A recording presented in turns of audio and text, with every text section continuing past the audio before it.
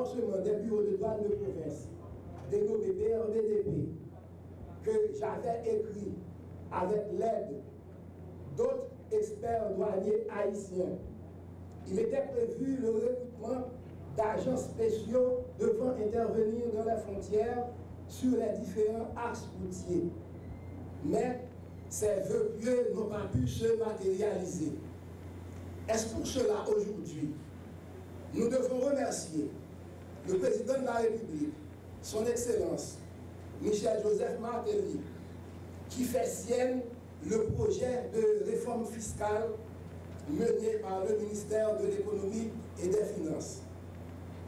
Il faut remercier le Premier ministre, son Excellence Laurent Salvador Lamotte, qui est le moteur de la lutte contre la contrebande, contre la fraude et la corruption, qui a créé le comité interinstitutionnel en appui à cette lutte et qui enfin, par sa présence ici, se place au premier plan pour vous signaler qu'il faut des ressources humaines particulières pour gagner cette bataille contre la corruption, contre la contrebande, contre la fraude, etc.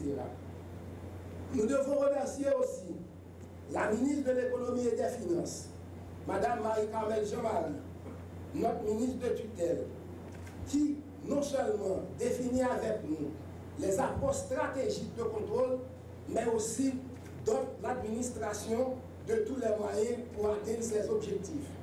D'ailleurs, en confiant au secrétaire d'État à la réforme fiscale, M. Ronald Descamps, que nous remercions, la supervision des projets de la douane, la ministre, je m'excuse, entend nous encadrer sans réserve. De plus, ce programme bénéficie de l'appui de toutes les entités que nous avons approchées. La douane française s'est engagée à assurer la formation dans le domaine du contrôle routier. 3 séances de formation de 15 jours chaque sont prévues à partir du 13 mai. La police nationale a promis son aide dans les domaines du tir et du maniement des armes. Vous donc, qui entrez dans la famille douanière, chers stagiaires, dans cette conjoncture particulière, l'État attend beaucoup de vous. Vous êtes recrutés pour mener un combat. Vous êtes recrutés pour faire respecter les principes douaniers sur toute l'étendue du territoire. Vous serez formés, encadrés pour cette mission. Le programme de formation élaboré à votre intention est très déjà entendu. Je puis vous confirmer que vous êtes déjà très chanceux. En effet, vous pouvez bénéficier de connaissances spécialisées, des spécialistes chevronnés, de formateurs étrangers et haïtiens rompus à la matière. Vous serez initiés aux nouvelles technologies de surveillance, de maîtrise des gens, aux techniques de protection et aux approches pour effectuer des enquêtes. Je voudrais, chers invités, et profiter de l'occasion pour remercier publiquement nos amis de la communauté internationale qui ont décidé, sans marchander et dans certains cas, se sont proposés pour nous accompagner dans le projet de revitalisation de la fonction de surveillance douanière. En croire certains témoignages, les résultats sont satisfaisants pendant les premières années de fonctionnement de la division de surveillance. C'est de la fine fleur de l'administration générale des douanes. Plusieurs tonnes de produits stupéfiants et de marchandises diverses ont été saisies, ainsi que du numéraire. Les agents de surveillance étaient sur tous les fronts. Il convient de retourner aux bonnes pratiques de cette époque. La surveillance ne doit pas baisser les gants. Elle doit faire montre de son identité, elle doit reprendre son efficacité d'antan, elle ne doit pas se laisser absorber par les opérations commerciales. Mesdames et messieurs les sélectionnés, c'est l'occasion pour moi de vous féliciter pour avoir réussi ce concours. Vous avez franchi la première étape mais le parcours du combattant n'est pas encore complété. Vous serez évalué tout au cours du programme de formation.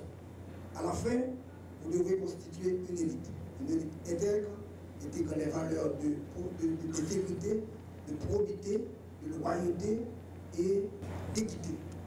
Le lundi 2 septembre 1996, le Moniteur publie la loi portant sur la création de l'unité de surveillance douanière.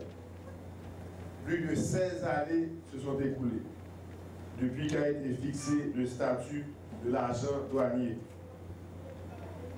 Que s'est-il bien passé pour que, depuis quelque temps, le mot corruption soit devenu un véritable refrain dans le pays?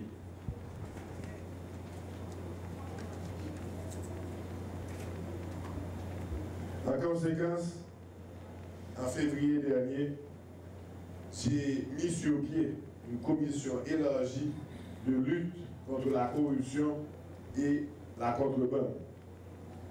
Abraham dit c'est assez.